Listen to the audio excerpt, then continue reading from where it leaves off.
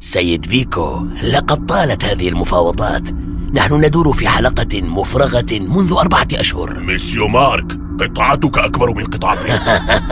اسمع يا سيد بيكو. نعم. ما رأيك أن ننهي الخلاف ونضع خطا واضحا بيننا الآن؟ أرني كيف. سأرسم الخط من هنا وينتهي هنا. كل ما في شمال هذا الخط منطقة نفوذ لكم. نعم. وما تحته لنا. وهذه المنطقة الساحلية في سوريا ستكون لكم. لكن الموصل وحلب ستكون لنا. ولماذا؟ لا تقلق، سنتفق على تفاصيل النفوذ والحكم لاحقا. مبدئيا أعتقد أن هذا التقسيم مناسب، ولكن لا تنسوا ما اتفقنا عليه. بكل تأكيد ستأخذون إسطنبول ومدن شرق تركيا.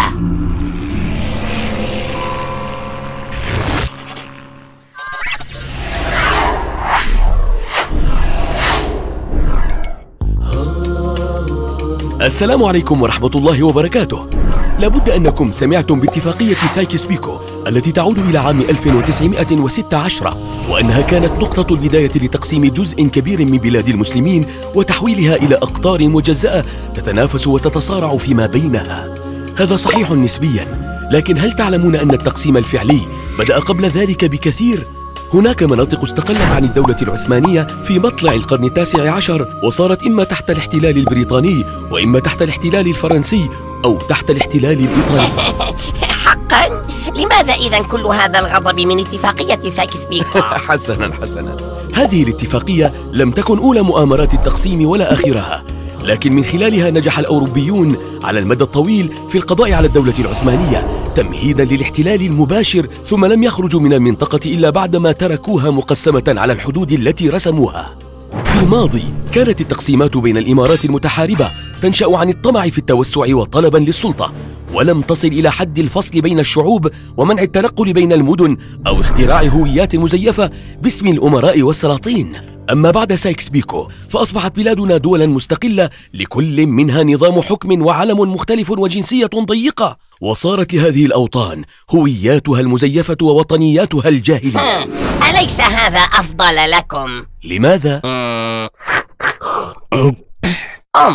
انظر إلى بلادكم، كل بلد يعمل بجد للتقدم والتطور، وهذا لا يمكن إلا بالانفصال عن البلاد الأخرى. هذا ادعاء باطل. إنهم يتآمرون ضد بعضهم البعض، ويحرصون على السلطة، ويقمعون الشرفاء، ويضيعون الأموال بلا فائدة. في الماضي كان المسلم أخو المسلم كالبنيان المرصوص، إذا تعرض بلد للاحتلال جاءه الدعم من بقية بلاد المسلمين. واليوم يتعرض الناس للقصف الجوي في سوريا، ويحاصرون في غزة، ويرابطون وحدهم في المسجد الأقصى، ثم يقال إنها شؤون دول مستقلة ولا يحق لدولة أخرى أن تتدخل فيها. الاتحاد أساس القوة، فأمريكا لم تصبح قوة عظمى إلا بعدما اتحدت ولاياتها، وروسيا لم تستطع منافستها إلا باحتلال بلدان أخرى تحت جناحها لتشكل الاتحاد السوفيتي سابقا والاتحاد الروسي حاليا. وأوروبا سارعت بعد انتهاء حروبها لتأسيس اتحادها الأوروبي لتمنع تكرار المأساة وتواصل المنافسة. لنعد الآن إلى البداية. نحن الآن في إسطنبول، والأحرى إسلامبول، عاصمة الدولة العثمانية التي امتدت أراضيها إلى 3 قارات. بلغت أوج قوتها في عهد السلطان سليمان القانوني، وكانت متعددة القوميات بحكم اتساعها الكبير. وكما هي سنة التاريخ، بدأت هذه الدولة بالانهيار في مطلع القرن ال19. كان محمد علي يزداد نفوذا مع أولاده حتى قرروا تحدي السلطان العثماني، واستقلوا بحكم ولاية مصر والسودان مدى الحياة. ثم انشغلت الدولة بسلسلة من الحروب والفتن والثورات، وكان للجمعيات السرية دور كبير في بعضها. وبدعم من الروس والبريطانيين والفرنسيين نجح المتمردون بالانفصال في صربيا واليونان. كانت الدولة العثمانية غارقة في الديون، وكان الدائنون ألد أعدائها الذين ينتظرون أي فرصة للقضاء عليها، أي روسيا وفرنسا وبريطانيا وألمانيا. توالت الاضطرابات الطائفية في حلب ودمشق وجبل لبنان، وانتهزت فرنسا وروسيا الفرصة للتدخل بحجة حماية النصارى. وأهم من هذا كله الفساد الذي ينخر أجهزة الدولة، والظلم الذي كان يوقعه بعض المسؤولين على الناس، حتى اكتملت عوامل السقوط من الداخل وحانت ساعة التقسيم. البداية في مصر. سارع الإنجليز لوضع أيديهم عليها ثم احتلوها بالكامل، فهي في قلب العالم الإسلامي، كما أنها تفتح طرق التجارة نحو مستعمراتهم في الهند.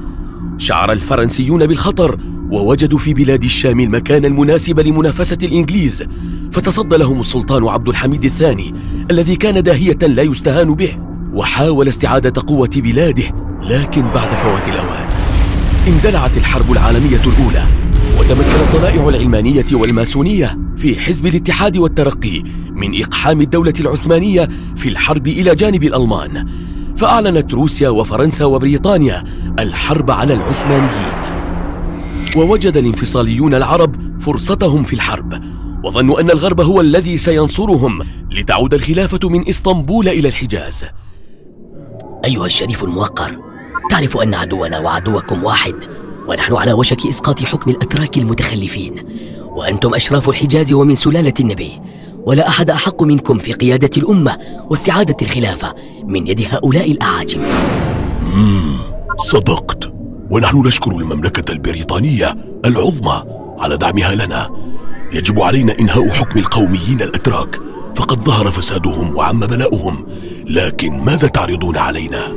سندعم حقكم في تأسيس مملكة على مناطق نتفق عليها من أرض الحجاز وبلاد الشام، وستعود إليكم الخلافة يا سيدي. هذا ما نبحث عنه بالضبط.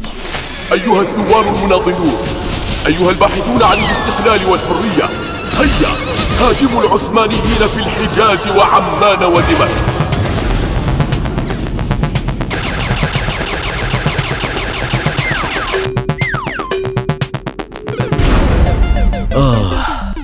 يا لها من أحلام فارغة. لقد خانت بريطانيا الشريف حسين، حتى أنها حكمت عليه بالنفي لاحقا، ولم يكن يعرف شيئا من خطة التقسيم، بل لم يسمع بها العرب إلا بعد انقلاب الشيوعيين في روسيا على الحكم القيصري وكشفهم للمؤامرة. ميسيو بيكو، يبدو أن العرب يريدون مملكة موحدة في الشام. دعهم يحلمون، نحن لن نتخلى عن حقنا التاريخي هناك منذ الحملات الصليبية. ولكن ماذا عن وعودنا لهم بخلافة عربية؟ هل قلت خلافة يا عزيزي؟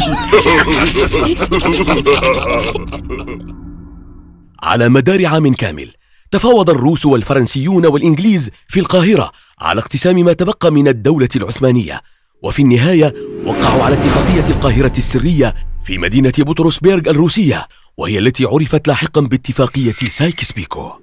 لم يضيع الإنجليز الوقت، فلم تمر سوى سنة واحدة حتى أصدر وزير خارجية بريطانيا آرثر بلفور وعده الشهير بمنح فلسطين للصهاينة، وأرسله إلى زعيم الطائفة اليهودية في بريطانيا اللورد ليونيل دي روتشيلد.